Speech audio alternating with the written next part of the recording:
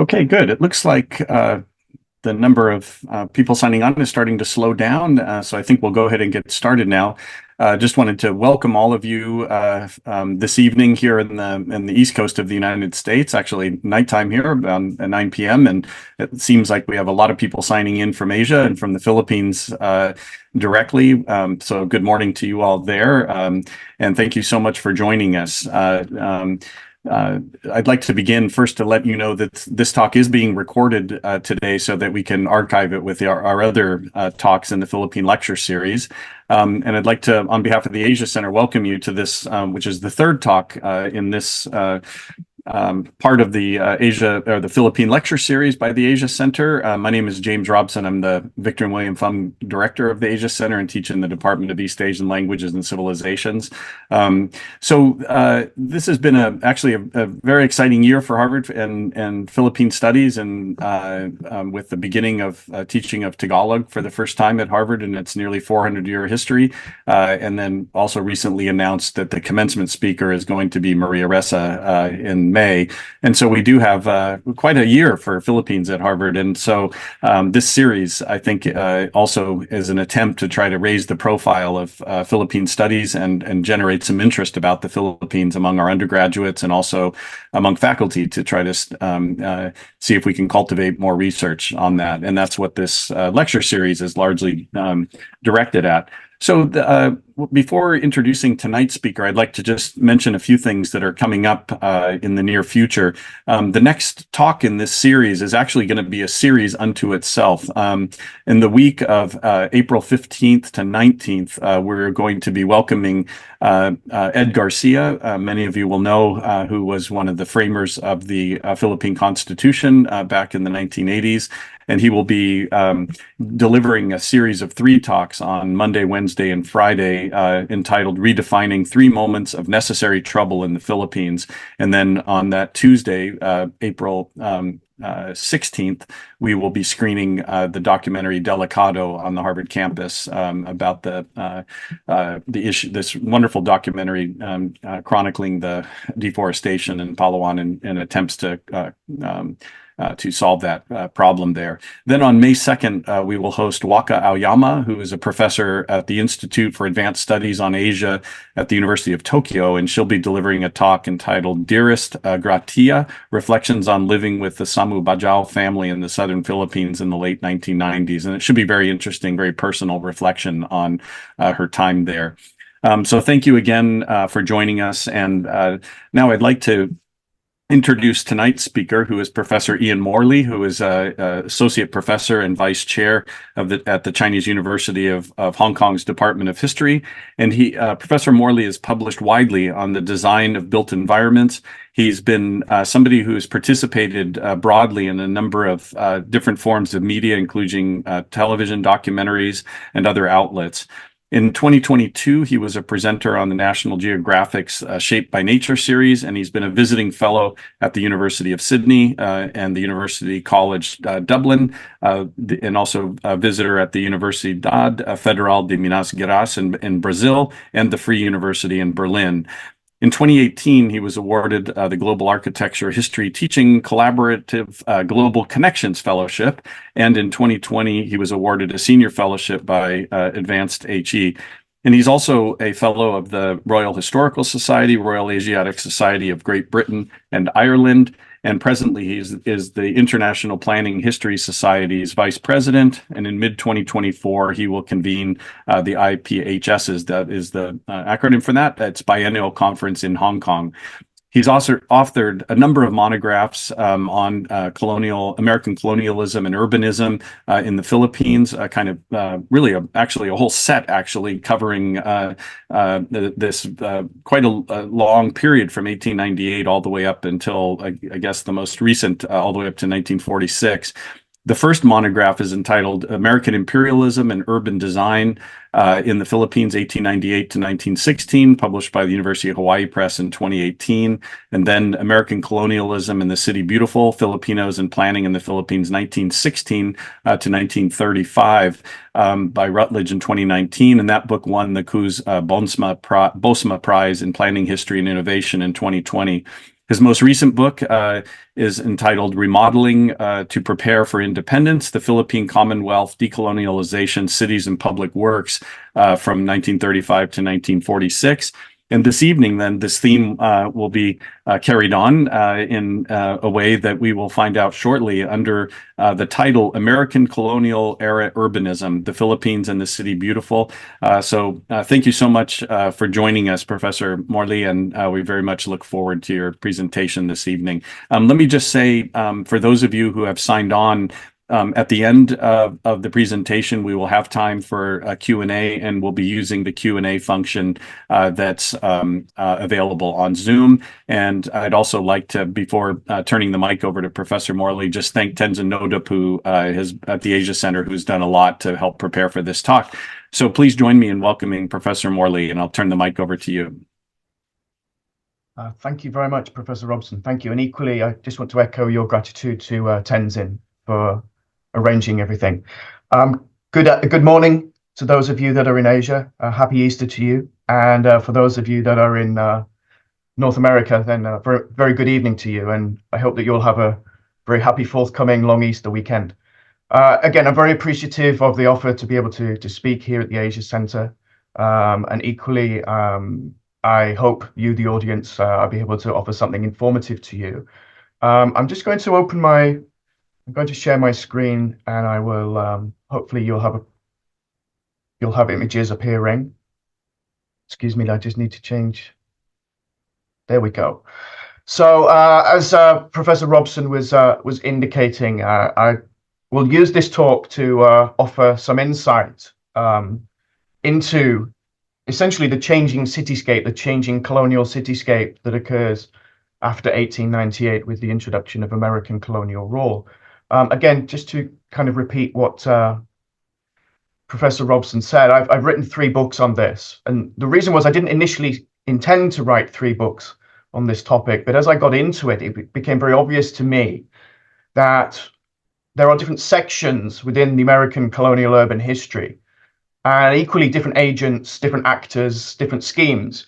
Because in broad terms, when we come to think about colonial urbanism, in the American age, in the Philippines, then from an architectural perspective, it's not only about introduction of new styles or new building materials, namely concrete, but it's equally about the erection of monuments.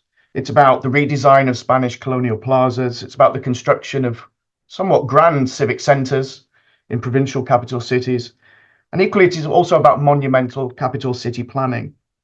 But this narrative is not just about Americans. There's very, very much an active Filipino engagement with this process. And up to a few years ago, there's basically almost no historiography of this. So that's why the second book, American Colonization and the City Beautiful, was written. And then equally from that research, I then followed up with the new book, Remodeling for Independence. So what I will do is I'll give a broad sweep of these 3 books. Now, if I was to go into detail, we'll be here till Easter Sunday. So I do apologize in advance if my generalistic approach maybe is a little bit too generalistic for some of you, but therefore please use the Q&A if you do want a slightly more detailed comment from me on the topic. So what I'm really focusing on today is colonialism, urbanism, in the form of what in America was known as the City Beautiful. That's the model. This was the paradigm that was introduced to the Philippine Islands. And really what I'm doing is I'm taking forward the view of Thomas Hines. What Thomas Hines wrote was that the greatest impact of the City Beautiful was not actually in America, its home country.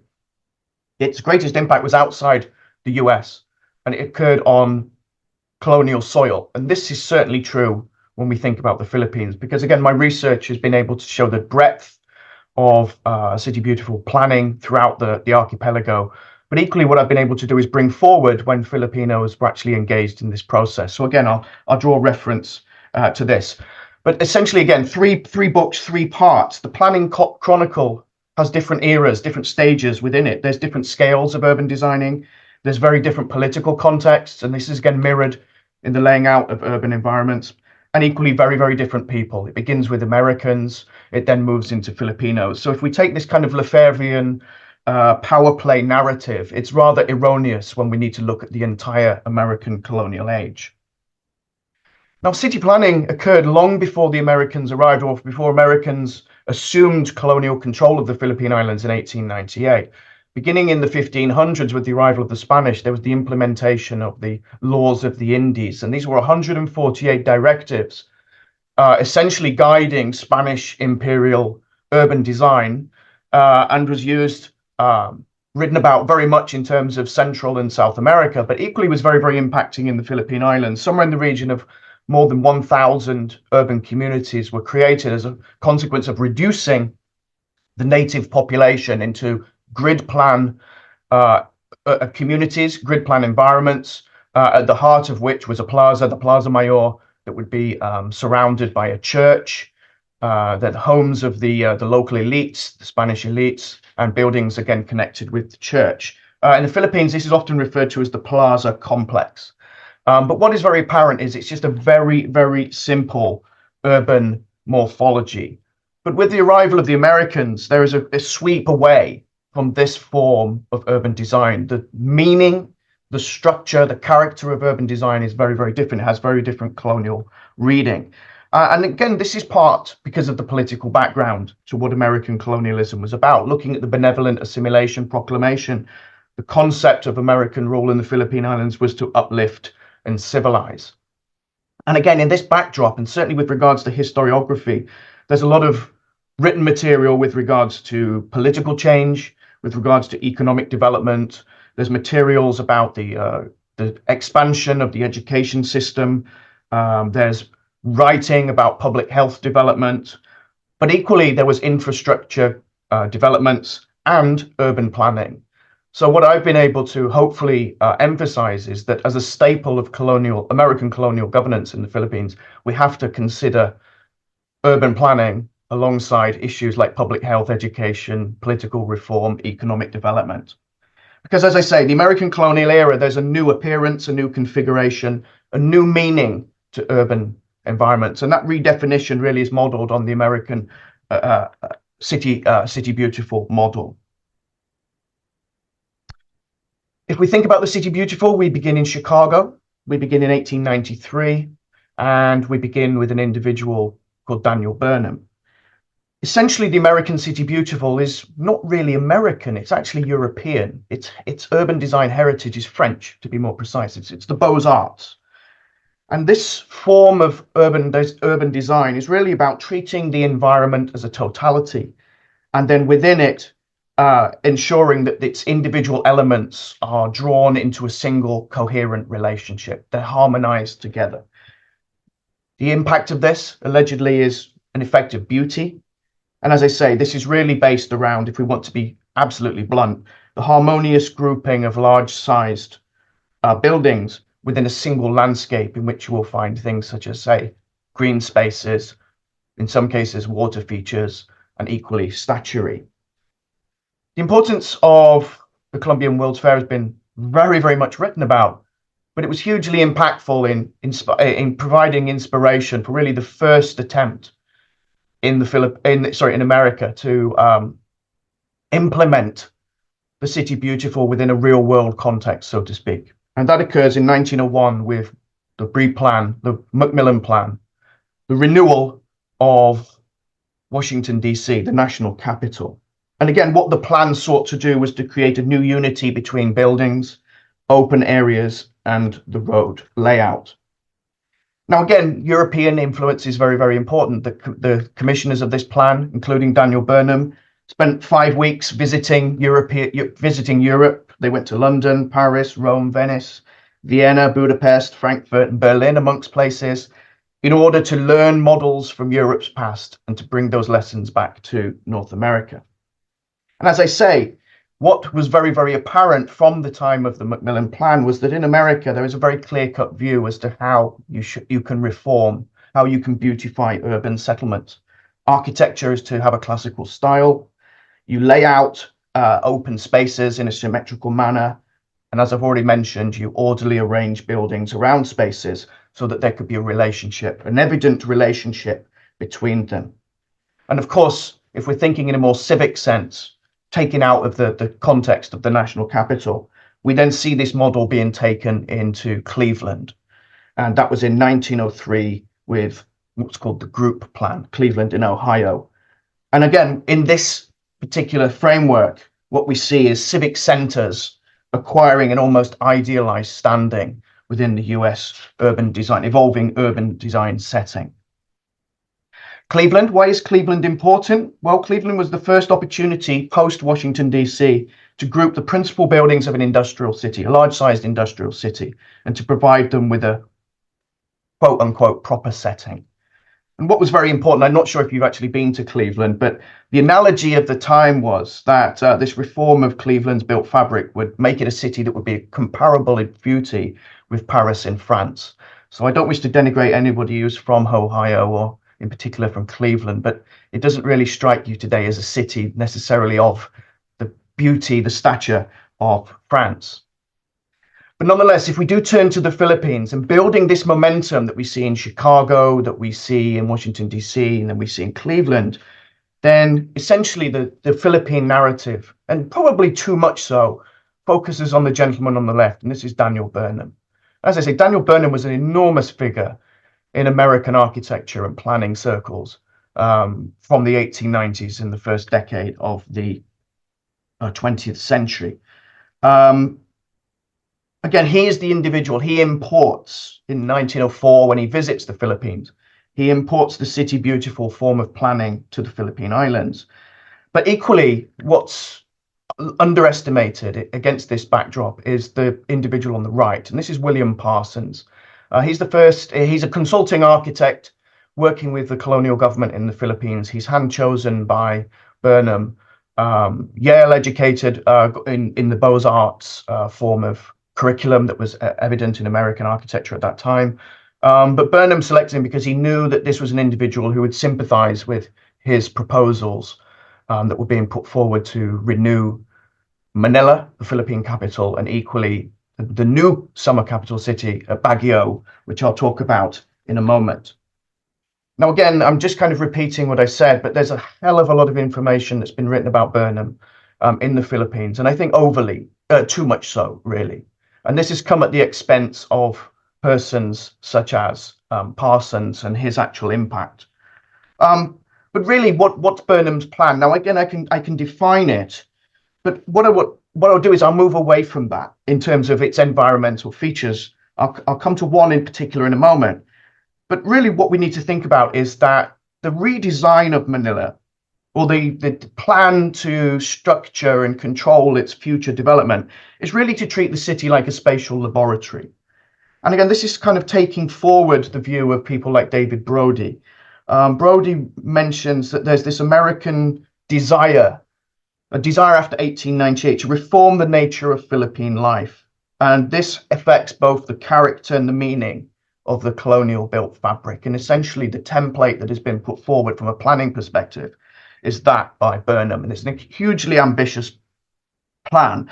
And if we want to be really, really honest, it's never going to be implemented in the way that he is suggesting. There's not the financial means to do it. There's not the law to do it. And equally, you need the support of landowners, and that's something that comes into question.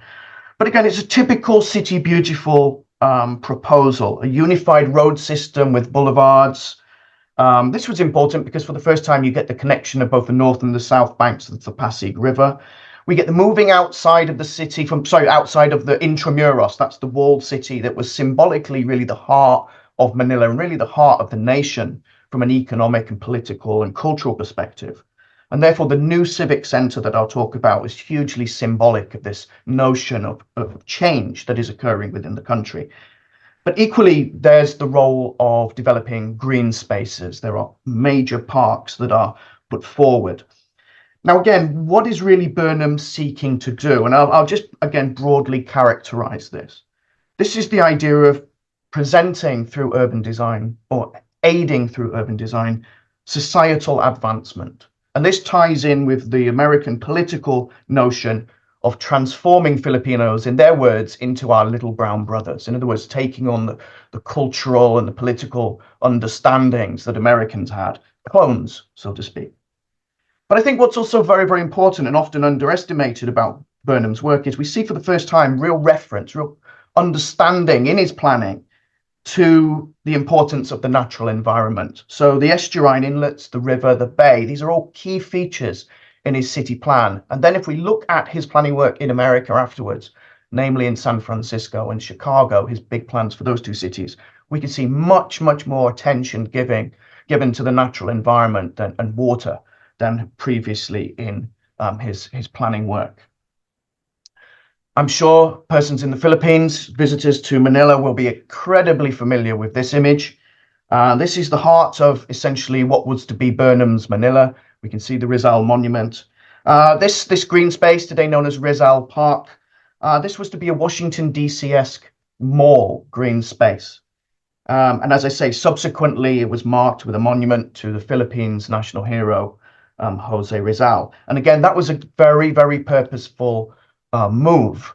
This was about trying to expose to Filipinos that there was actually a constructive partnership underway, the Americans and Filipinos working hand in hand in order to, as I say, bring change and ultimately allow the country to move into a position where autonomy could occur, self-rule could occur. A core component, and this is really the only environmental feature that I will really talk about in terms of the Manila Plan by Burnham, is that he purposefully takes the heart of government outside of the Spanish walled city. And again, this is, I think, hugely symbolic.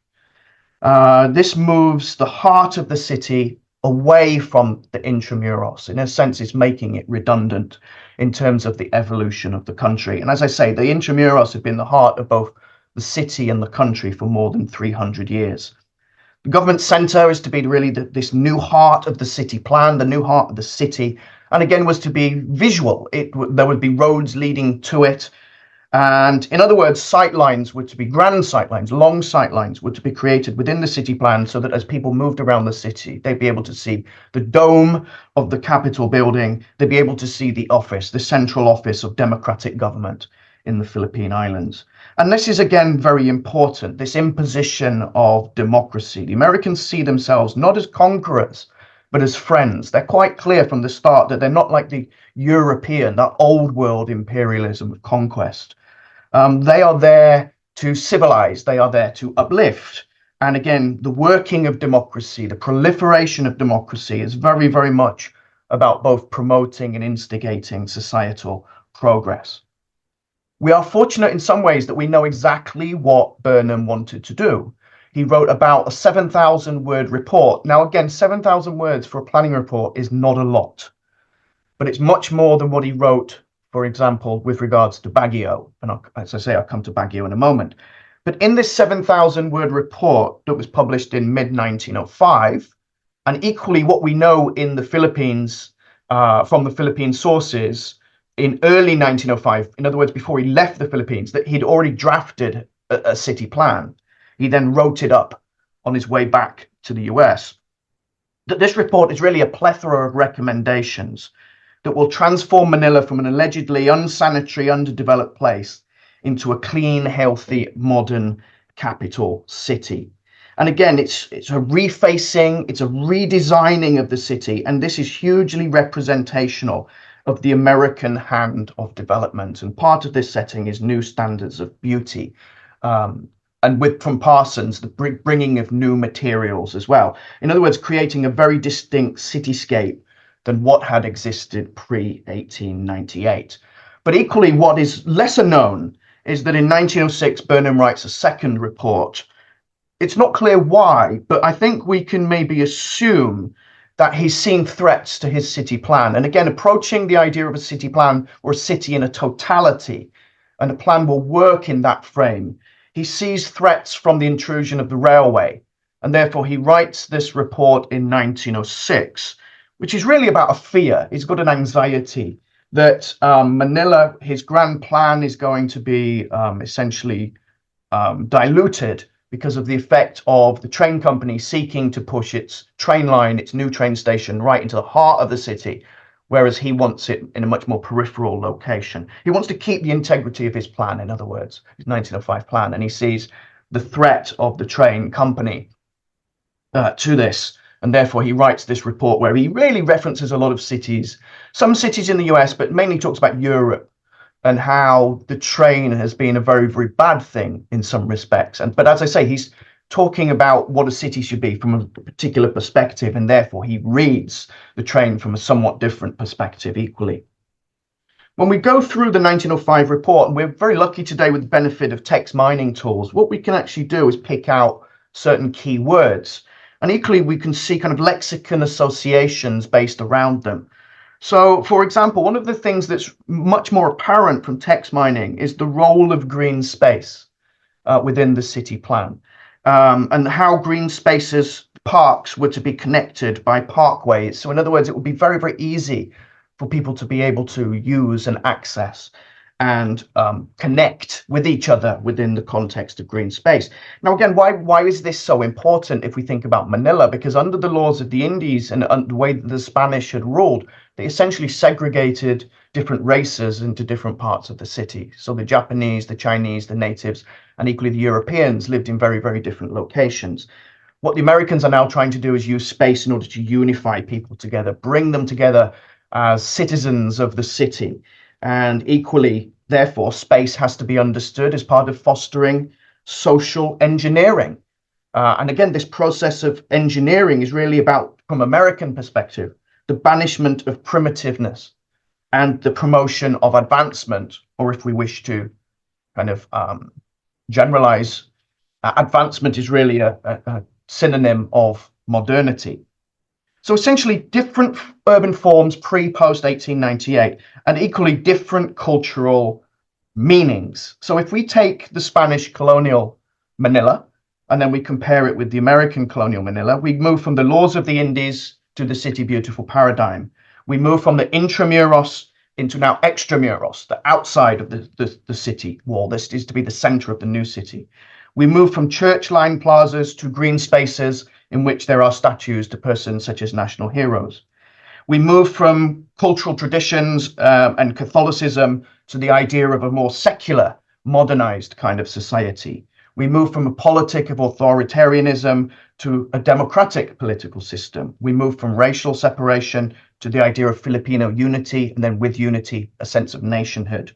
And thus, we move from the idea of Spanish oppression to the American promise of future self-rule. So again, this is very, very, I think, not just about physical things on the ground, but it's actually about the reading of them, the shape on the ground, and the symbolism of this. This is very, very important. But as I've mentioned, we also have to understand about Burnham, not just in Manila, but beyond Manila. Burnham, 1905, just as he did for the capital city, he also puts forward preliminary ideas for a new city, a place in Baguio in the north, in Benguet in the north of Luzon Island, a city that would be designed for 25,000 people. Today, Baguio has about 400,000 people. But again, very, very city beautiful-esque, a single close-knit environmental composition where the land, parks, roads, buildings are all brought into a single totality. And equally within this environmental composition, particular sites are to be dedicated for both municipal and national government.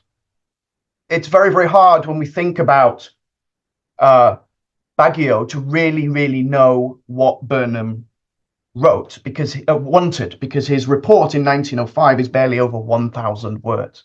So in other words, it says nothing. It's very, very few details.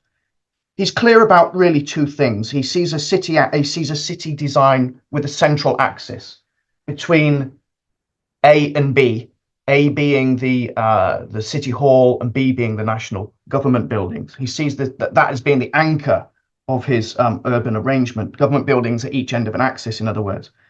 But secondly, he's very, very clear that his plan is incomplete and it will require additional surveys in order before really the city can be put down on the ground. And this is where I want to really emphasize that Baguio, although it's very, very much referred to as Burnham City, I don't believe it is. It's really Parsons' city. It's Parsons who takes up Burnham's ideas. It's he who formulates the city on the ground.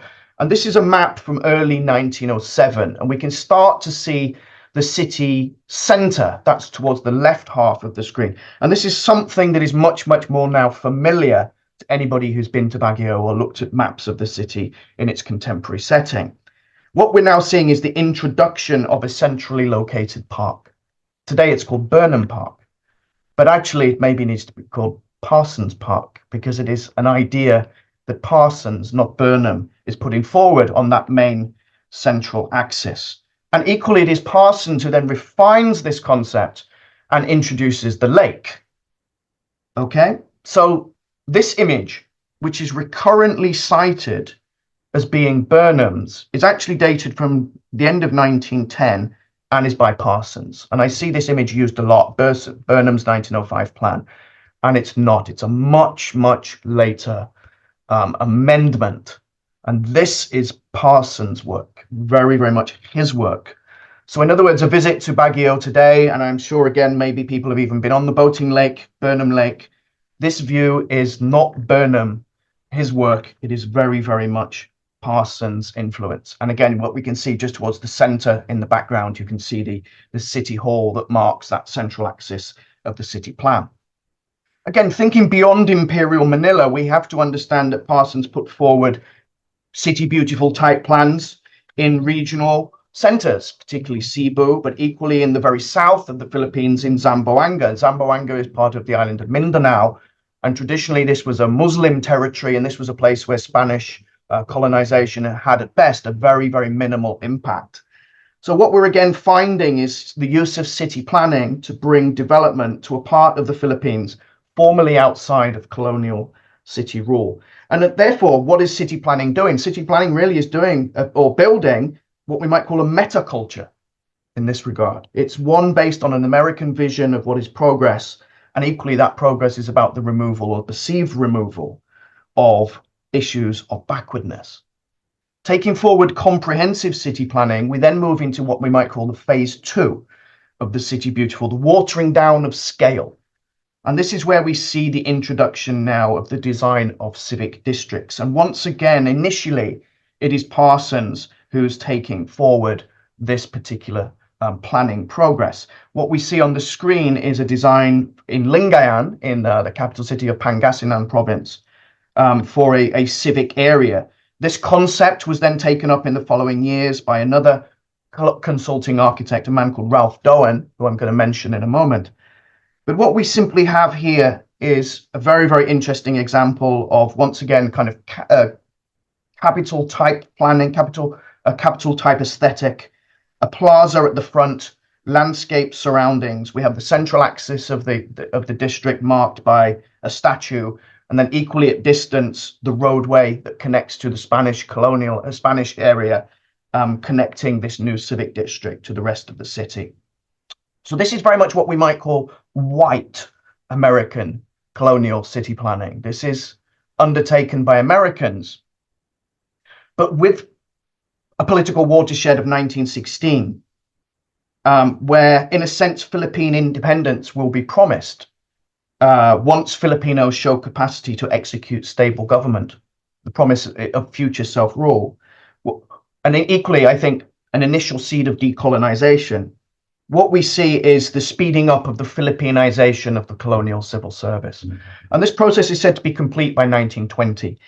What does this mean? Well, it's not just about the replacing of American staff with Filipino civil servants.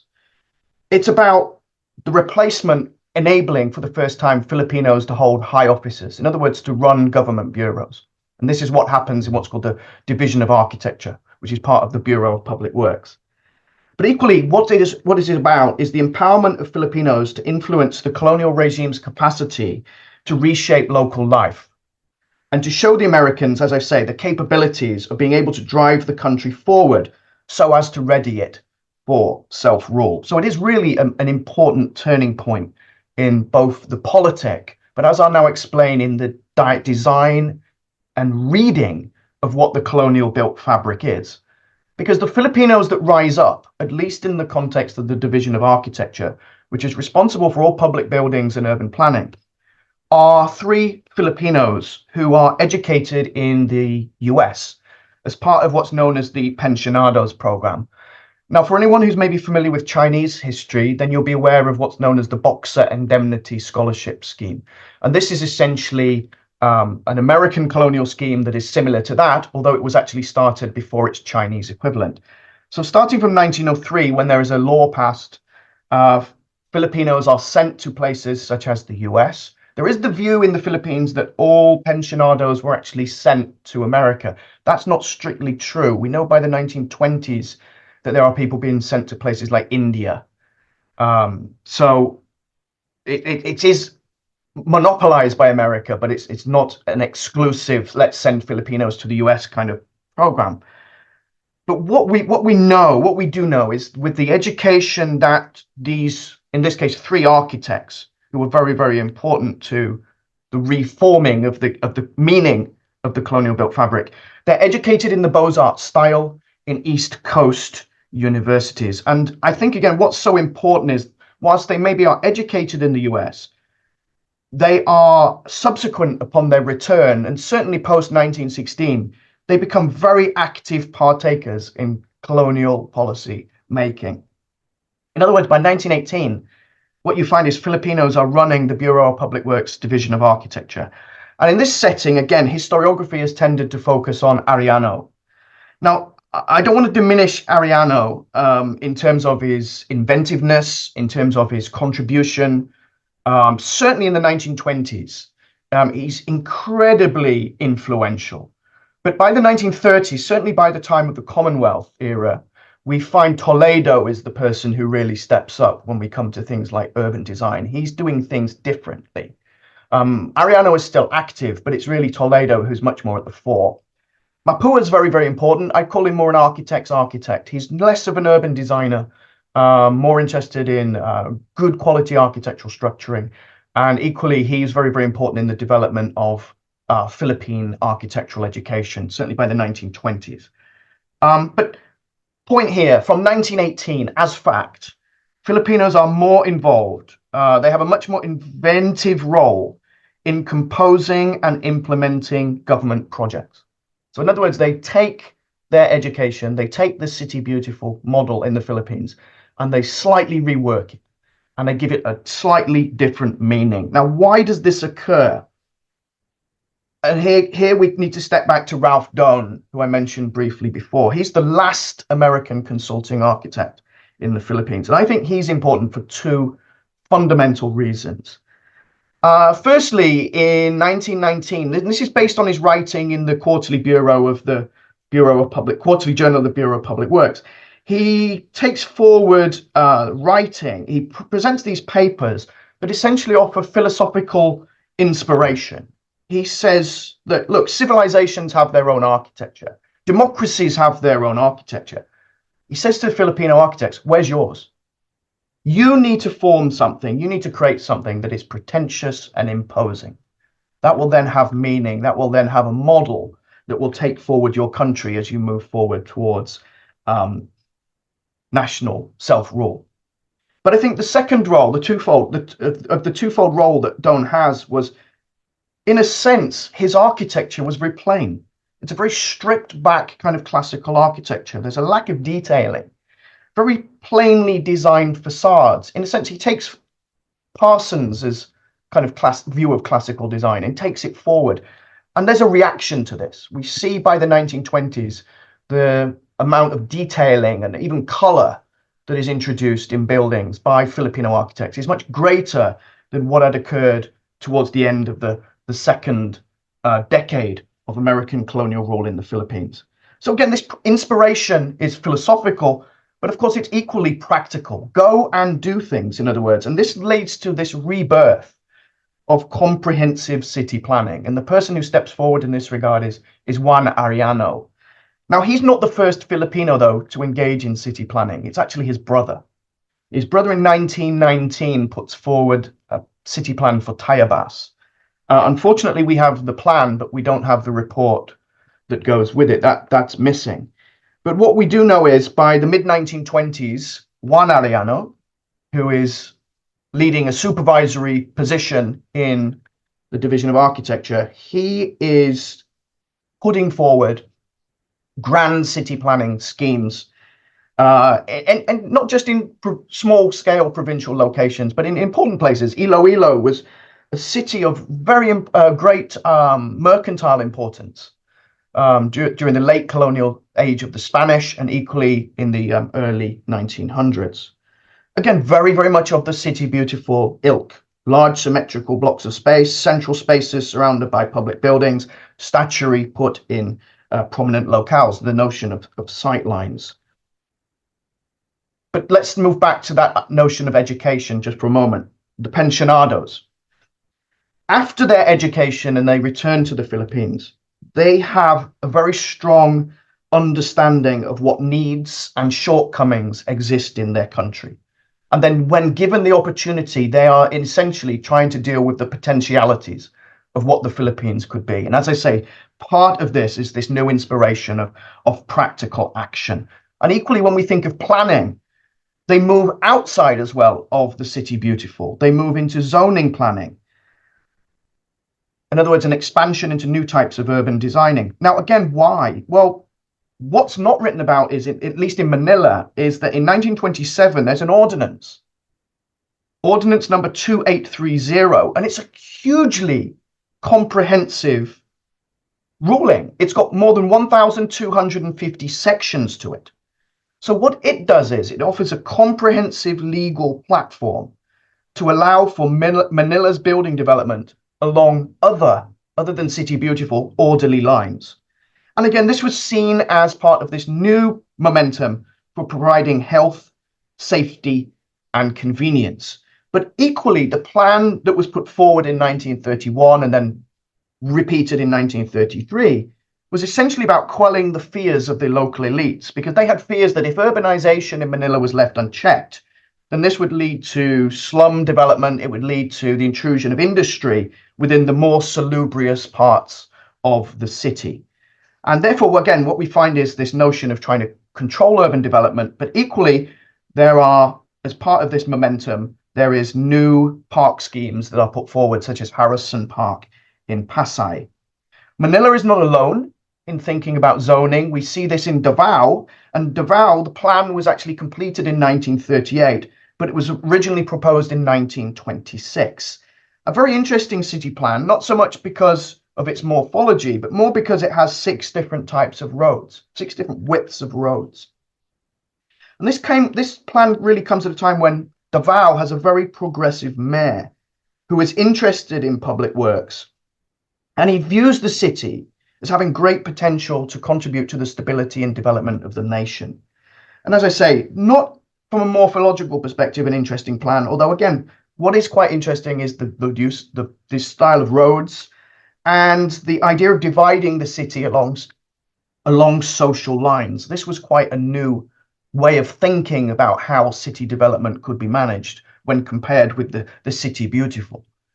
But the City Beautiful is still in existence, particularly again if we come back to Manila. Padre Burgos Avenue, by the mid-1930s, this was the busiest roadway in Manila. This had the heaviest amount of wheeled traffic.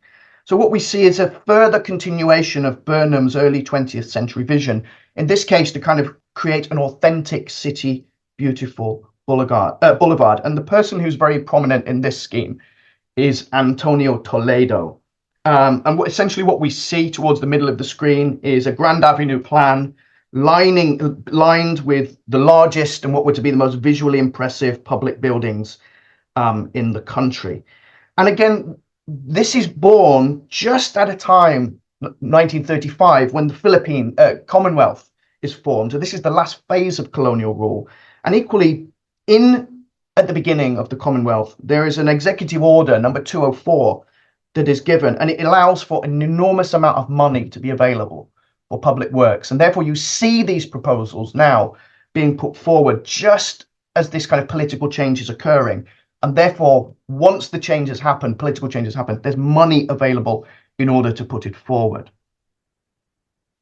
Again, this is a cityscape. These are images that would be certainly familiar to anybody who is in the Philippines or has visited Manila. And as I say, I just want to really recognize once more Ralph Doan, because he, I think, is largely unacknowledged as inspiring Filipino architects in trying to establish higher standards of civic architecture and ones that would be able to forge civic pride.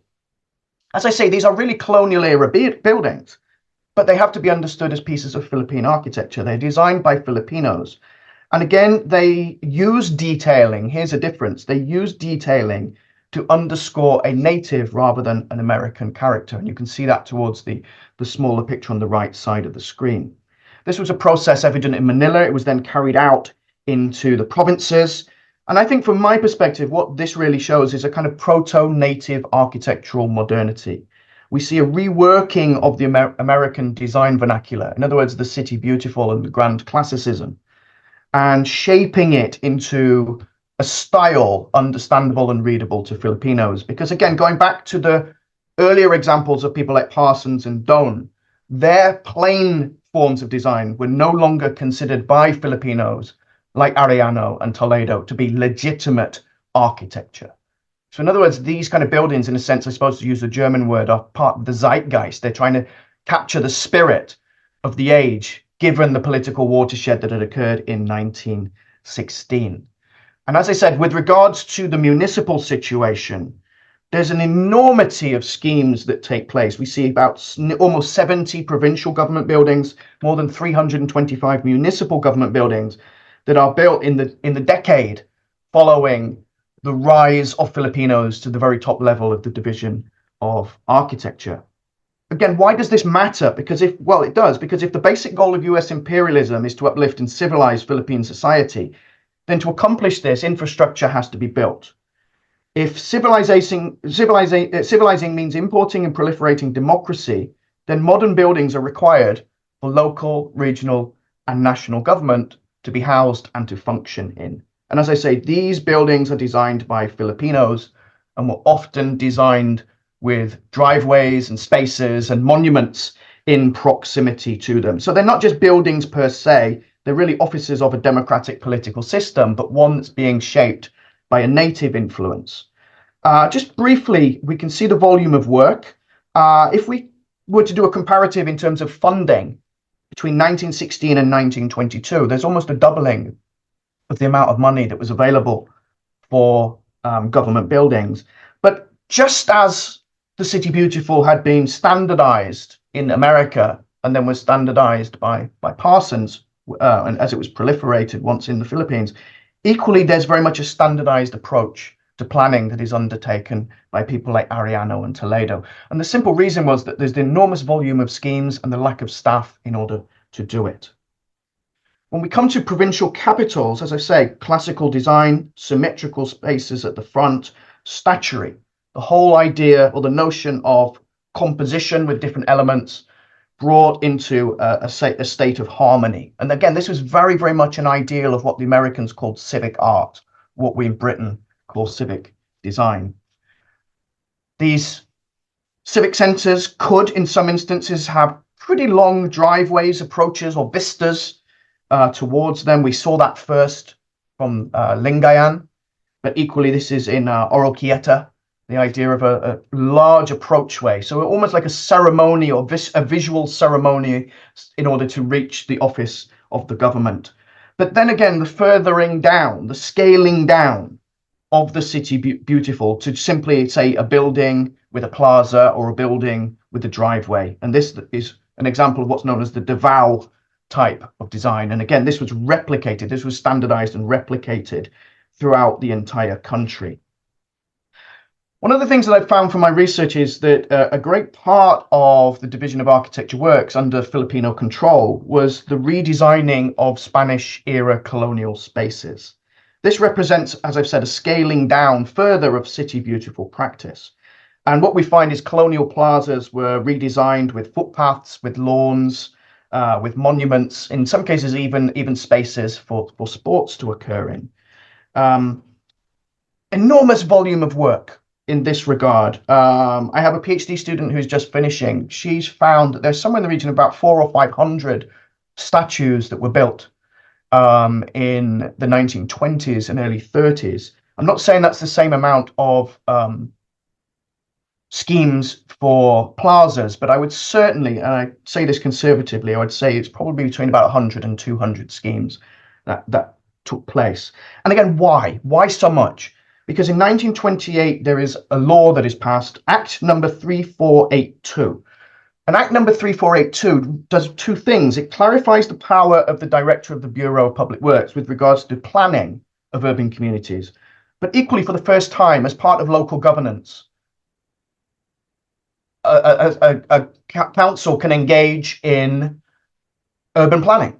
And the way that it would do this is through an alliance with the Bureau of Public Works Division of Architecture.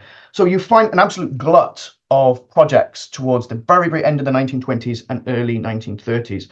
But again, moving aside and thinking of this in a more cultural, contextual sense, what the redesigning of spaces is showing is maybe a secularization or a liberalization of what the built fabric is under the Filipino hand, a very particular kind of understanding of modernity. In some places, quite inventive. This is in a small town called Calape in the island of Bohol. Quite inventive. We have at the top of the picture on the left, that's the site of where the municipal building is. And then towards the right of the plan, you see the church, and we see the redesign of the space in front and the use of monuments in order to make a connection between their somewhat strange axes towards each other. As I say, we find certainly by the 1930s an absolute flood of projects, more than 30 town plans, more than 40 different street projects, more than 90 different park and plaza projects. That's between 1933 and 1935 alone. So there's again a great momentum. And equally with these development plans, as they was known, these now offered a way to manage urban control in urban growth in a controlled fashion. So we find the unique or very rare example of Bulan, which is a scheme that is about both revitalizing the urban core, but equally it's about proposing a suburb. So we're now seeing a movement for the first time into housing. Now, this is again is a very simple point, but I think very, very important. The whole point of city planning in the Philippines until the 1930s was nothing really to do with housing. It's a very skewed approach. And as I'll explain towards the end, this is very problematic when it comes to the time of national independence. The planning system is too thin. It can't deal with the needs and the wants of people, the needs of society, so to speak.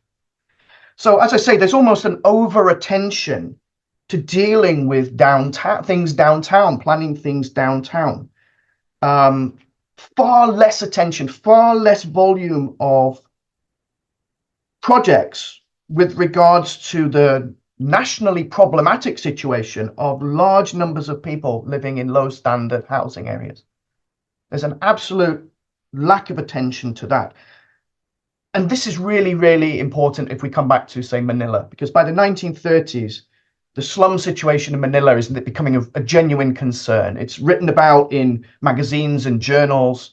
And just before the time of the Commonwealth begins in 1935, I've been able to find evidence that politicians, Filipino politicians, are writing to different organizations in places like the UK, asking for advice about slum clearing. How can we slum clear? And again, this builds on, say, the experience of the British, who'd been engaged in slum clearing since the 1860s and had laws to deal with this. This only for the first time is becoming part of the kind of governmental thinking in the Philippines very, very late. And the scale of the problem by that time is very, very big. But again, not to diminish what was occurring, because post 1918, what we are finding are Philippine efforts to instill their own identity into the colonial built fabric. And as I've said, from the early 1920s onwards, Filipino patriotism was displayed in the presence of monuments, of which hundreds were built. Monuments were seen as contributing by the Division of Architecture, architects, seen as contributing to beautification. And again, this desire of Filipinos to venerate their past heroes, in a sense, was also about honoring themselves as they go forward. But equally, this was fine from the American perspective, because the Americans were quite happy to promote these objects and rituals to occur around them, because this was all part of promoting a sense of unity, which was again seen as vital as part of the city's, the nation's evolution in order later to allow for self-rule. So we find monuments, but equally we also find things like bandstands becoming a much more popular part of the townscape. Many development plans, when they included the redesign of plazas, would not just include the building of a monument to people like Jose Rizal, but equally the construction of bandstands. And again, US support was given to this. Well, why? Because in bandstands, people, for instance, local bands would play things like jazz. That was evidence to the American mind of cultural transformation, in other words, advancement. But I think what was equally important is that bandstands acted as soapboxes where people could come and they could discuss and talk about local and national affairs. And again, from the American perspective, this was evidence of Filipinos embracing and practicing local democracy. And this was very, very important. Now, by the time we come to 1935 and the Commonwealth, and the Commonwealth is a very understudied and understated part of the American colonial age, there is momentum, in other words, to urban designing that has been occurring in the years prior. And in a sense, this is continued in this final phase of American colonial rule. We have to remember that in 1935, the Americans pass a law and promise that by July the 4th, 1946, at the latest, they will give back the Philippine Islands, the control of the Philippine Islands, the independence, in other words, to Filipinos. What occurs? Well, from 1935 up to the onset of World War II in December 1941, the Commonwealth government is very active in passing laws, more than 650 in total, of which more than 30 relate to things like urban planning, housing development, public works, slum clearing. Okay. Equally, from an architectural perspective, there's new ideas of design that are filtering in. European experiences are becoming more important in the notion of what is modern, the evolution of modern Philippine architecture. But thinking it politically, what we see in the Commonwealth is a centralization of the state under Manuel Quezon, who critics have kind of labeled it as a benevolent dictatorship. I'll leave that depending on your sense of reading of history and him. But there's a clear sense under his presidency of what good Philippine citizenship should be. And there's very much a belief in the social and economic value of public works. And again, this was articulated in the notion of a new capital city, a post-colonial capital city to be built. That city today is called Quezon City. But my point is, through laws, through politics, through social understanding, through public works, essentially what the Commonwealth government is seeking to do is to prepare the country for self-rule, to be modern and to be free. And as I say, vital in this is the Bureau of Public Works Division of Architecture to National Development. And in 1936 alone, in other words, in the first full year of the Commonwealth, there are more than 270 new public buildings that are constructed. Again, what we're seeing is public works are critical to making communities better, to in a sense, enhancing the working of communities, enhancing social development. And from 1936 to 40, there was a five-fold increase in public works expenditure. The importance of public works is mentioned by a number of very high-level politicians in the Commonwealth government. People like Jorge Vargas and Elpidio Quirino. Quirino in 1937 writes a book that's called Planning for the Commonwealth and Towns. And he says planning essentially feeds civic pride. It helps development. And with development, Filipinos can obtain self-sufficiency. So there's very much a social vision and social role now that planning is working in. And as I say, this is very much a Filipino understanding of what the future of the country by the time of independence will be. What's often neglected as well is that there is a rise of professionals. There's a rise of people trying to qualify in order to practice architecture and civil engineering. And again, I think this is a reflection of the rising need within the country to revitalize communities, to advance economies, but equally to enhance the well-being of the Tao, the common person, the common man, so to speak. And we see this again in high-level Filipino politicians, persons like Manuel Rosas, who was the vice president of the Commonwealth. He said I'm paraphrasing what he wrote, but he essentially said a nation can't be free if its people are oppressed by poverty. Public welfare is absolutely critical to make their well-being, to give them happiness. And as I say, city planning is very important to this, but equally so is beautification. Let's beautify, let's enhance the whole experience of urban living. And again, as part of this process of development, we find things like new laws to give minimum wages, new laws to eliminate slums, a whole new view of how betterment can be brought about. So to refer back to Davao, what we see is a building of what's called the Barrio Obrero, a worker suburb, initially introduced in Manila in 1915 or so. But the idea now housing is absolutely vital in order to uplift the populace. But from a planning perspective, it's really a very, very simple housing layout. It's about the continuation of the existing grid plan, albeit with a central space around which public buildings are to be sited. In terms of Manila, one of the big issues in particularly an area that's quite notorious today, it was notorious in the past, an area called Tondo. And what this picture actually looks like is maybe almost like kind of post-Hiroshima and the nuclear bomb, but it's after a fire. Tondo had a series of catastrophic fires in the age of the Commonwealth. Tens of thousands of people made homeless. And what we again find is the struggle is evident to deal with ongoing problems. And as I say, in a sense, Tondo, this area, this low class, this area, really personifies the struggle to bring betterment. So we have tens and tens of thousands of people in this very, very small area. There's the introduction of model housing, but it's based on an architect's understanding of what good living should be rather than what the people want. So it's very, very unpopular. It's criticized as well as being too expensive. But even though when there's after fires, there's efforts to reduce building density. And as I say, there's laws that should be enabling this to happen. It does not occur. Yes, there are big plans. In 1941, there's a plan to redesign the entire Tondo, to extend Daniel Burnham's Boulevard, Seafront Boulevard, right from the south to the north of Manila's urban sprawl. It becomes part of local media. There's a lot of attention written about how, in a sense, big governmental ideas, but governance is not actually aiding people, because after fires, people simply just rebuilt as quickly as they could as part of their survival mechanism. Just to continue, once again, that tradition of plaza redesign that was began in the 1920s is continued in the Commonwealth, but on a far, far lesser scale than what it was in the early 1930s.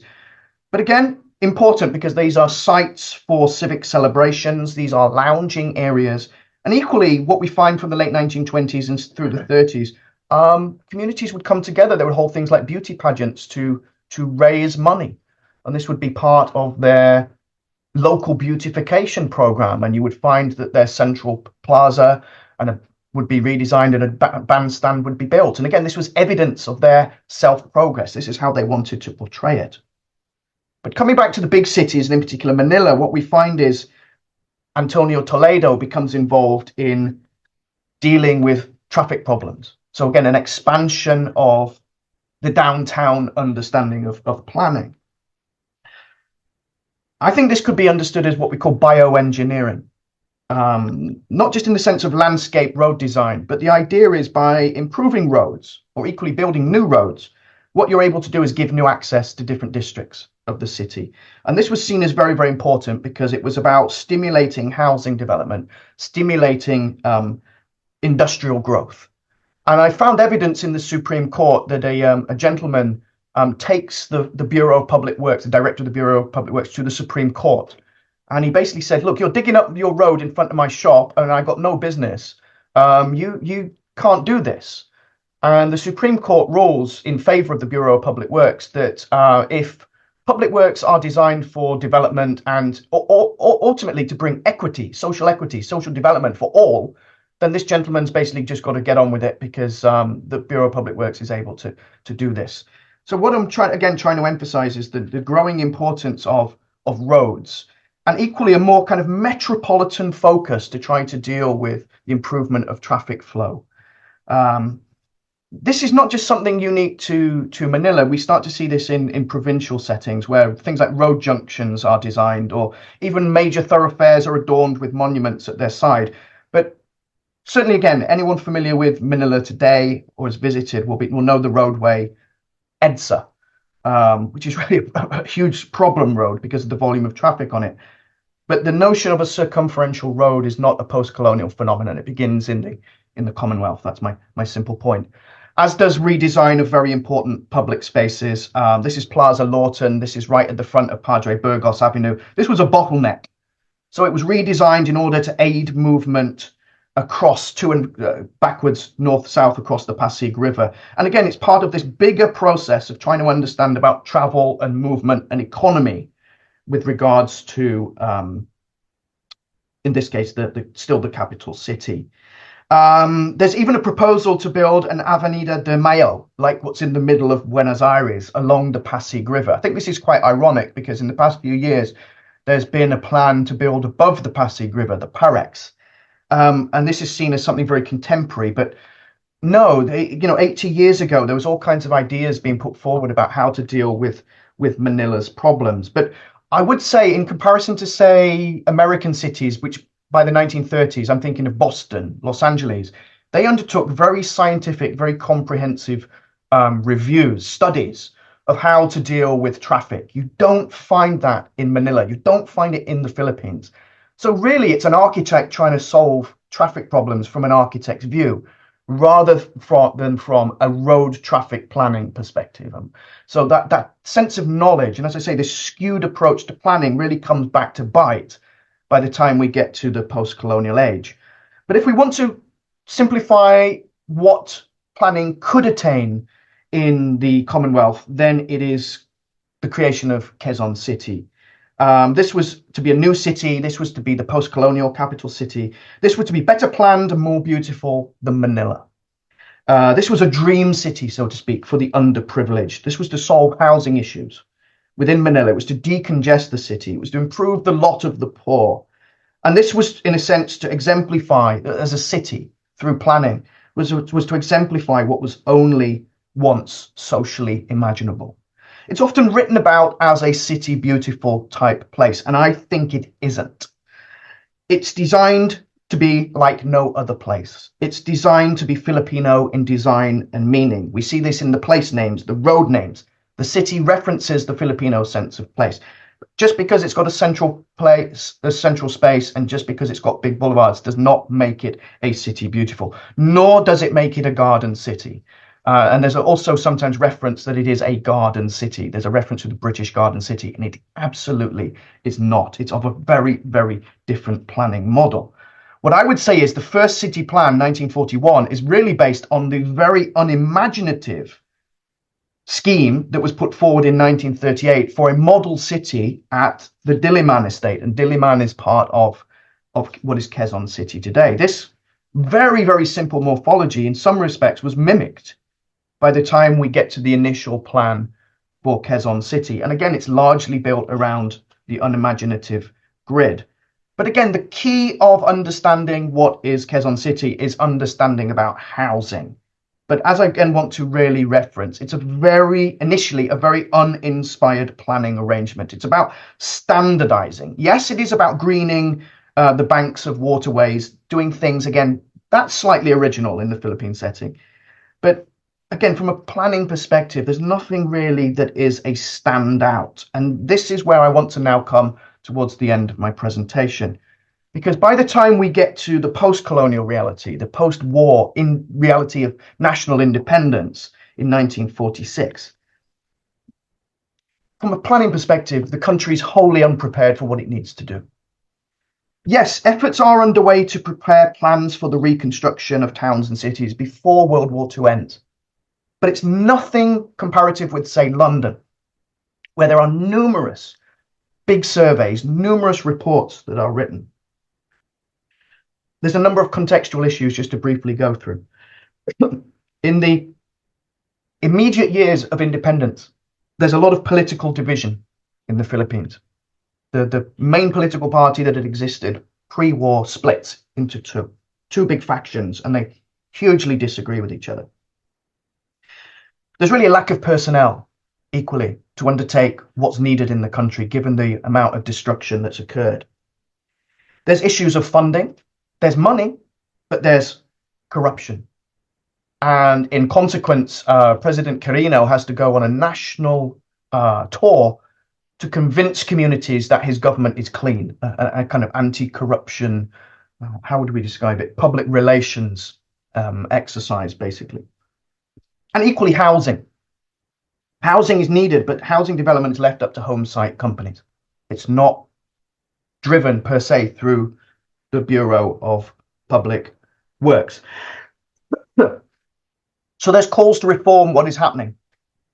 And ironically, one of the persons who put forward a bill to make the government more honest, this is early 1950s, more moral, was a person called Ferdinand Marcos, who was a senator in Ilocos Norte, in the very north of Luzon Island. But there's money, there's willingness, and of course this leads to debt. Now, again, one of the things about debt, what I found was 92% of Filipino debt by the mid-1950s was actually owed to Filipino banks and financial organizations. There's the view in the Philippines that it's the Americans who are essentially controlling the show. But debt is essentially to Filipino organizations. And debt is so big that by the mid-1950s, there's a genuine fear that the government won't be able to pay its debts, such are that the scale of money that it owes. Again, I'm just going to run through this towards the end, a few more slides. In terms of downtown action, we find, again, post-war use of law. 22 new planning and public works laws are passed from 1946 to 1950. And equally, there's Executive Order 98 in March 1946 that talks about the need to deal with, improve Manila. And as part of this, traffic decongestion around the central district, where the Escolta is, the business core is. And equally, new moves to try to promote housing layouts. But again, where's the ideas, where's the inspiration for this to come from? So persons like Arellano and Toledo are part of an information gathering trip to the US and South America. Why Central South America? Well, in 1938, there's a big planning congress that's held in Mexico City, and there's new ideas that are put forward with regards to things like density control. And as a consequence of this trip, by 1949, we see the replanning of Quezon City. There's a 27,000-word report that accompanies the plan. And as I say, as a consequence of this new knowledge, we get a new thinking, a replanning of what Quezon City is to be. And in particular, new attention to neighborhoods. Family well-being is put at the center of what urban planning should do. This is what Quezon City should be. It's about providing well-being for families, because families contribute to national development.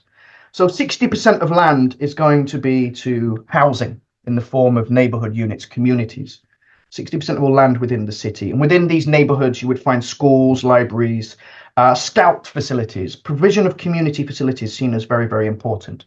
And in total, somewhere in the region of 100 neighborhood units. And within units, there would be smaller communities that were to be built. And equally, they were to be limited in terms of their sprawl in order so that a more controlled approach to urban design could be enacted.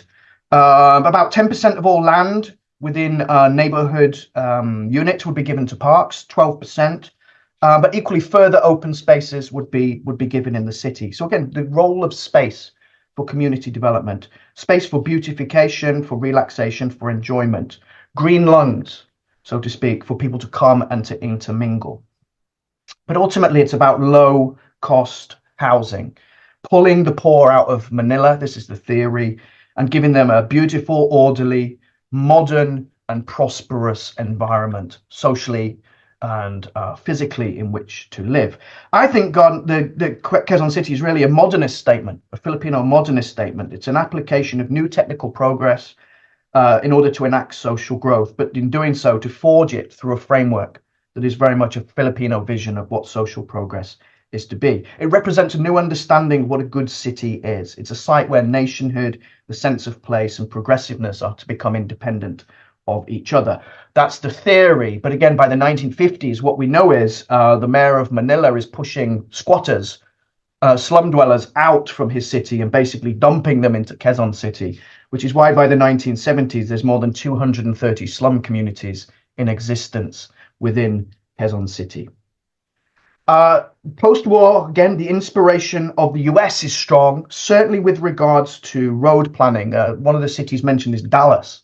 I've never been to Dallas, but from what I see of the photographs from the 1950s, there was a lot of big roads for cars. It was city planning for cars, and this was seen as very, very much what should be occurring in Manila. This would be a means, it was thought, of alleviating traffic congestion at the urban core and alleviating movement at the urban periphery. Now, again, why is that important? Because there's a view, it's published in 1956, that basically you can decentralize Manila, you can pull it out. There's 300 million square meters of land that can be developed around the city fringe in order to decongest the city. There could be 50 square meters could be given per person. So in other words, the population of about 1 million, the vision was that the total metropolitan population could reach about 7 million maximum, 6 to 7 million maximum. But you would draw people out and provide them with a better urban environment to live.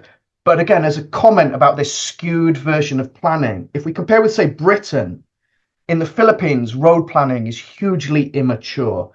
During World War II in Britain, there's a total rethink about what planning should be, and in particular, a rethink of the relationship between housing, traffic, and planning. And you can see this in the complete reshaping of the urban system. You don't find this in the Philippines, and this is where I just want to bring things to a close.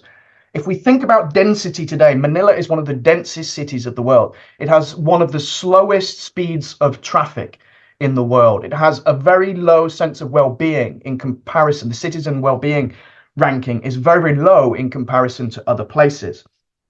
These problems existed before and haven't been dealt with by the planning community. In 1948, 16 million people live in the Philippines. Today, it's about 100 million extra. But the problems that were becoming worrisome by the 1930s are not dealt with. And really, there's two phenomena that really define, in particular, what Manila is in the post-colonial age. It's not only urbanization, it's densification. And that is extremely problemsome, given that in 1948 already, there was massive, massive density in the city. You can see that the density of Manila was higher than Manhattan in New York. And again, this knowledge, this awareness was not new. Robert E. Park, the Chicago School sociologist, he wrote a series of papers in 1930 in the American Chamber of Commerce Journal, and he kind of warned about the evolution of people movement and land development. And he said that this will bring about changes in the rental index, and this will push people out and trap certain people within certain parts of the city. This is exactly what happened, and this was becoming evident in the immediate post-war, early post-colonial era. You can see enormous amounts of density. So we have pre-war Tondo as a problem, catastrophic fires. Within a few years after the war, its density is almost double what it was previously. But with density is the issue of lack of space. And once again, Manila is not only a city that is clogged by people, by traffic, by a low sense of well-being. It is a city with a dearth today of open public space. And again, this fact existed 75 or so years ago. So the lack of open space, something which people are certainly aware of today in the city, is not a new phenomenon. The reality is of Manila's growth post-1905, post-Burnham's plan, was to dilute its openness. Whereas Burnham has this vision of this very open kind of city with green lungs. These very, very much were lost even by the early post-colonial years. So if I just draw everything to an end, there's phases, there's types of planning that are in existence in the Philippines throughout the American colonial age, with an almost over-focus on certain things and a lack of attention on other things. One of the things I've not mentioned is regional planning. This was evident from the 1920s in the UK and in the US. There's no thinking of this until almost the end of World War II. And the first place that was to engage in regional planning was to be Davao. So that city beautiful idea is very successful, I would say, in the 1920s, but really society changes and the needs of society move, and the planning system doesn't keep a pace with that. So the City Beautiful still has its presence long after its expiry in the US. But as I say, by the 1920s, which is really the Filipino City Beautiful heyday, there's very much a modification of the American planning paradigm to the circumstances of the time in the Philippines. And therefore, the Philippine City Beautiful, which again emphasizes the peak of the 1920s, is really a tool or an articulation of cultural creativity and political empowerment. But planning is much more than aesthetics. And this was really realized by the 1950s. Yet, planning as a field of university education does not happen until the end of the 1950s. Very, very late. And equally, just to end things, 1959, there's a United Nations report that's written by Charles Abrahams and Otto Konigsberger. And they basically emphasize that problems in the Philippines will continue unless there's a certain reform. They indicate that there's a need to instigate a new relationship between housing development, which is to be undertaken locally, regionally, and nationally, with urban planning. Because unless there is a new relationship formed, then the slum problem will endure. And sadly, that's the reality that exists in many urban places today in the Philippines. So thank you very much. Thank you very much for your time, and I apologize for overrunning. No problem, Ian. Thank you very much. That was an incredibly rich talk. I feel like I got a crash course in this urban development that I knew nothing about, and I really appreciated it. We don't have a huge amount of time for questions. I don't mind if we run over just a little bit, and we'll try to get as much in as we possibly can, because there's a number of questions that have come in. I think what I'll do is I'll combine them. If we can keep the answers a little bit on the short side, just to so we can get more of the questions, that would be awesome. And then I would just make one point that if they were looking to Boston for transportation ideas and things like that, I would not encourage that, given the state of things. It took me about an hour and a half to drive about 12 miles today, so it's on my way home. So let's see. The first one is, are there any articles that talk about the distinctions in the scope of work between the American consulting architects and Filipino architects like Arellano and Mapua and Toledo that you know about?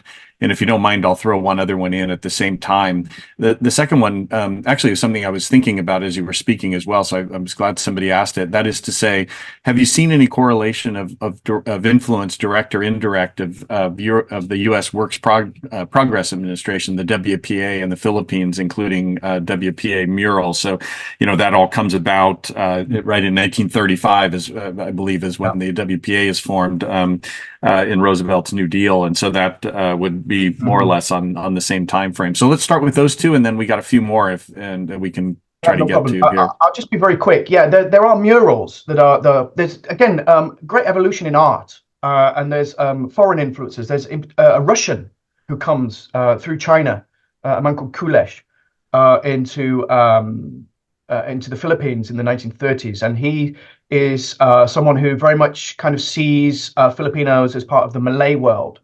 And he's very much influential on a number of, I suppose, early modern Filipino artists. And what you find is their influence, then they start to decorate the interior of some public buildings, theaters, movie theaters, theaters. But like the Cebu provincial capital building, you find the creation of murals, which again are very much trying to promote the idea of a Filipino world. So that you do find that. I think, again, just broadly, this notion of maybe, say, the New Deal that occurs, the importance of public works and how public works can be used as part of stimulating the economy. I haven't found a direct, the smoking gun link from the Philippine perspective, but reading between the lines, you can see that there's an awareness and an admiration of what Roosevelt was doing in the US and how that could be used. And therefore, again, this idea of preparing from 1935 ahead of what's to be the impending post-colonial reality, then yes, there's things that can be learned from that experience. In terms of, again, just the generic presence of architecture, there's not really a lot of detailed work. And I think a starting point would be, say, someone like Winand Classen, Gerard Lico. These are these kind of grand narratives. And again, sometimes they have a particular kind of approach, not always so detailed, particularly Classen. There's a lot of kind of factual problems with his book, but they're nonetheless quite interesting starting points to go with. There's not a lot of information, as I say, that's been written.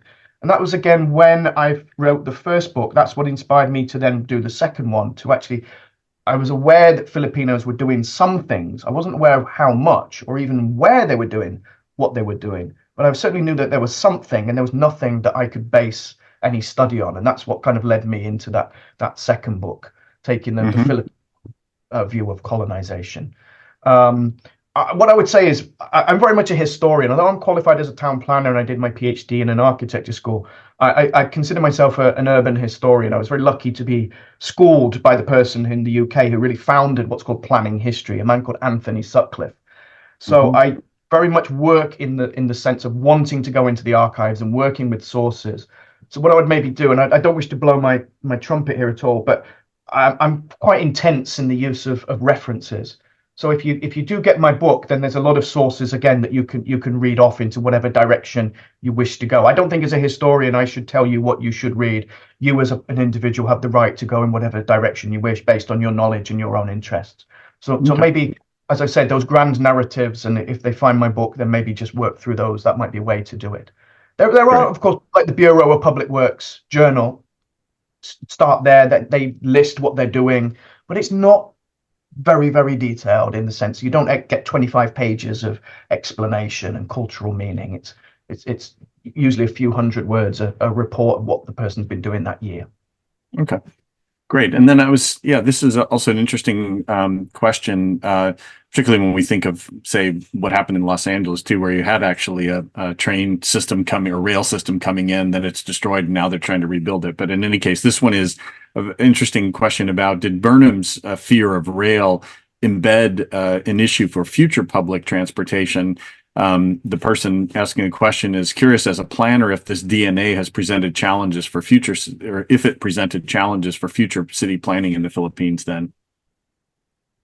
Well, again, the way historiography has been written is Burnham does this big plan, and this plan wants to do this, that, and the other. We don't actually know how it was implemented, and that's what I'm working on now. I'm doing a new book where I'm going into the city of Manila records, and I want to know what exactly, from a Philippine perspective, they're reading these projects that are imposed upon them by the Americans in their local community, so to speak. So it's really quite an unanswerable question. We have some records as to what Burnham writes, some things about what he says and wants with regards to Manila, as I referenced briefly those two reports, but we don't, again, have a lot. So it's very, very difficult to really get to grips with what's going off in his psychology as to regards that. I use that word kind of anxiety. Yeah, I mean, look,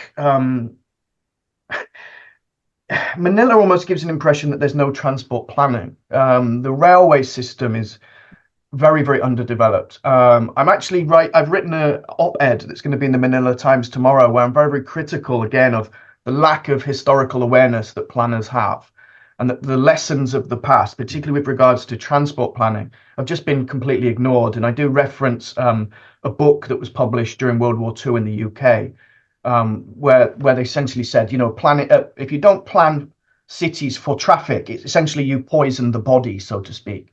And therefore, we've got to have a very, very particular approach to transport. And you've got to have integrated transport systems. And you've got to think in a more regionalized sense, particularly with big cities. You don't have this kind of sense of thinking, or you don't have it comprehensively enough or scientifically enough. And this, again, kind of just compounds problems. So the ages compound the problem. And I think really Manila is an unsolvable situation when we think about things today. I mean, they're building a new metro line, but I mean, it's 4 lines for potentially a metropolitan population of about 25 million people. It's hugely inadequate. And again, what you then find is, because there's it impacts in all different kinds of ways. Because there's such a slow speed of traffic, then people, when they squat, will squat near where they can find employment. So it creates all these very localized issues, because, you meet someone, you talk to someone, I apologize for your 90 minutes of transport, but that's like normal each way in Manila. You meet people getting up at 5:30 in the morning to get 3 buses to get to work by 8 o'clock. I mean, it's absolutely incredible. And for someone like myself in Hong Kong, where everything's just so quick and easy, I don't have a car. I've got absolutely no need for a car. Yeah. It's a very, very different world. And as I say, they're talking about building in New Clark City and expanding that. But I really think this is just like a property developer's boon. Yeah. They're reclaiming land from Manila Bay. There was, again, this is not new. There was plans for an airport in the Commonwealth, which is today where the CCP is. In Pasay, there's enormous 700-hectare scheme in the 1960s. It was to be paid for by the World Bank and American loans, from Novotas all the way down to Tondo, an airport, roads to Cavite. There was all kinds of things going off. So there wasn't, in a sense, a kind of lack of thinking, but there was a lack of knowledge about then what to do and to solve these things. And of course, the age-old problem was we don't have money. And that was one of the things that was written about in the early Commonwealth time, that it was a poor excuse. There was a poor excuse.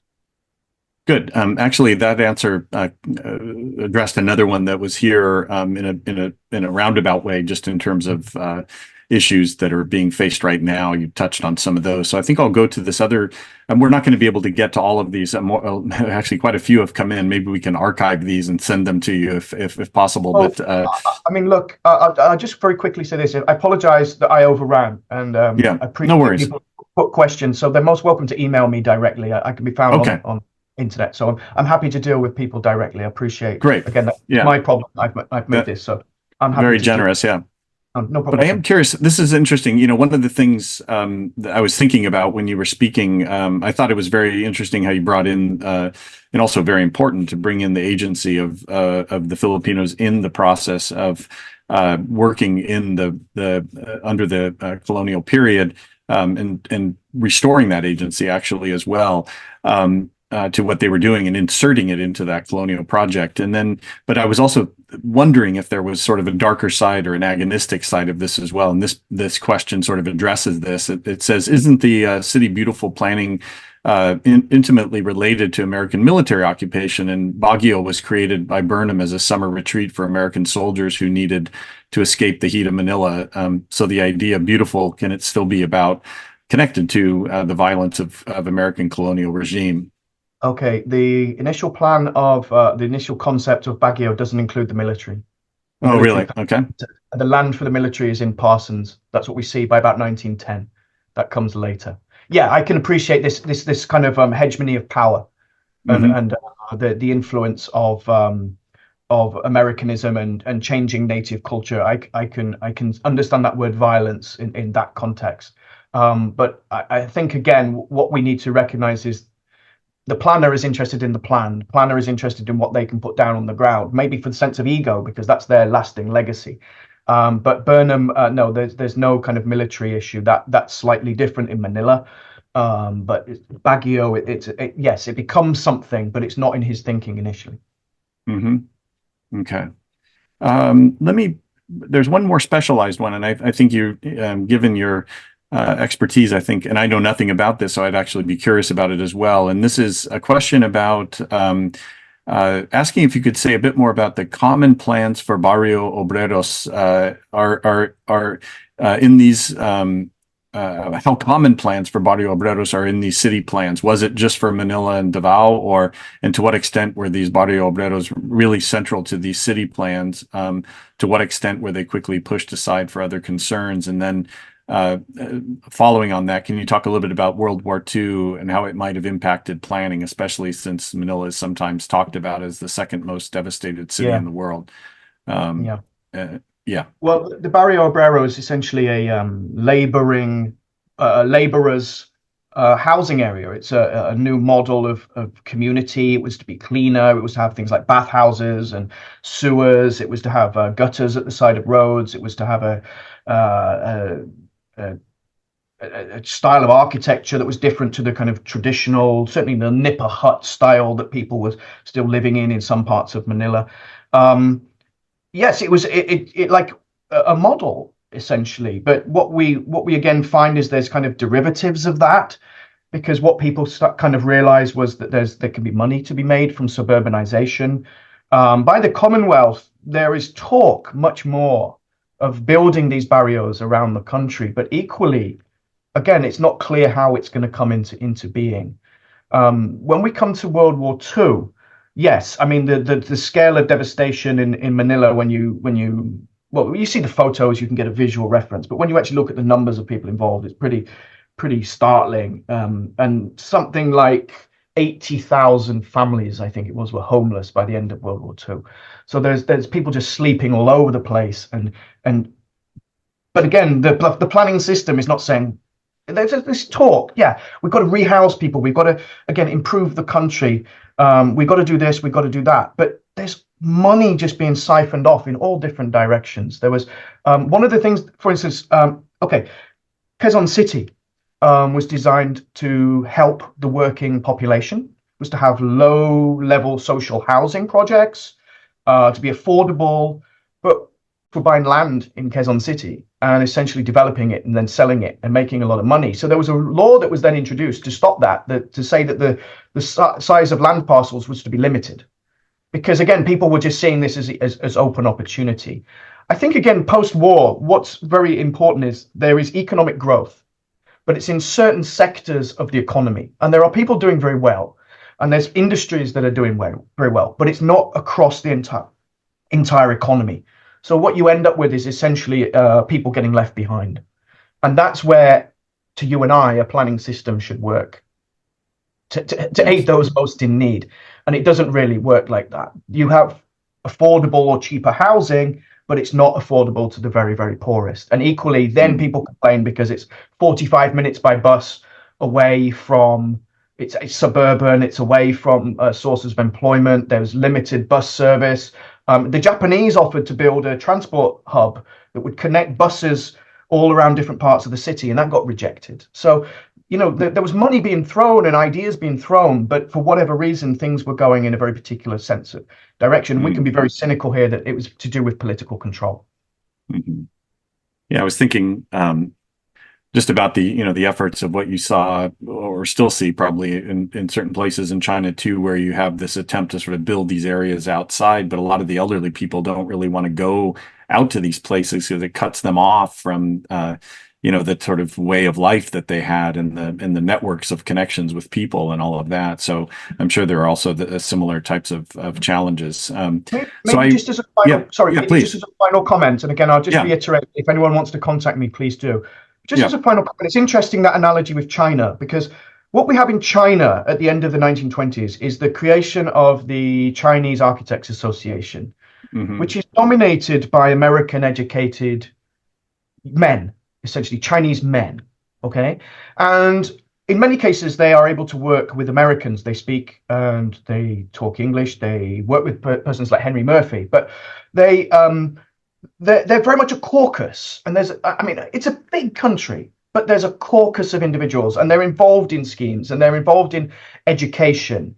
That does not happen in the Philippines. It's just a very, very small number of individuals. And we can talk about, and again, Ariana was talked about as a genius, but what I would say is it's very overblown, because yes, there maybe is a sense of incredible inventiveness and contribution in the 20s, but as society moves on and needs move on, he's not able to provide through his designing what people truly need. Or the planning system that needs to be reformed is not reformed to what it needs to give in order to fulfill the needs of people. And that's the big issue by 1945, when everything is just flat. How do we then do it? Well, again, you build from what you already know. It's too thin. Yeah. Housing is then built by home site corporations, but they run into financial problem by 1950s. There's all kinds of issues. Yeah. Sorry. As they are again now, actually. So, well, wonderful. Thank you so much for that really rich talk and wonderful visuals. And I apologize to those who had questions online that we didn't get to. So please contact Ian directly. We hope that you'll be able to join us for another one of the Philippine lecture series that's coming up. Actually, the visit by Ed Garcia from the 15th to the 19th will be live streamed on YouTube when he gives those talks, and we'll have those recorded as well. And the final lecture in the series by Waka Aoyama will be on will also be online. So thank you all for staying with us today, or in the evening or in the morning there. It's getting a little bit late on the East Coast here, and so I think it's probably a good time to draw it to a close. And thank you again, Tenzin, for your help, and please join me in thanking Professor Ian Morley for such a rich talk and very educational for me. I learned a tremendous amount. So thanks very much. And I see you put your email address in the chat. Thanks for doing that. So anybody would like to contact Ian, the email address is in the chat, as are the links to our events happening at the Asia Center over the next month or so. Okay. Wonderful. Thank you again, Ian. Thank you all to the audience, and wish everybody a happy Easter and wherever you are, and a nice long weekend. Okay. Thanks again. Thank you. Take care. Thank you. Okay. Bye-bye. Thanks, everybody. Bye-bye.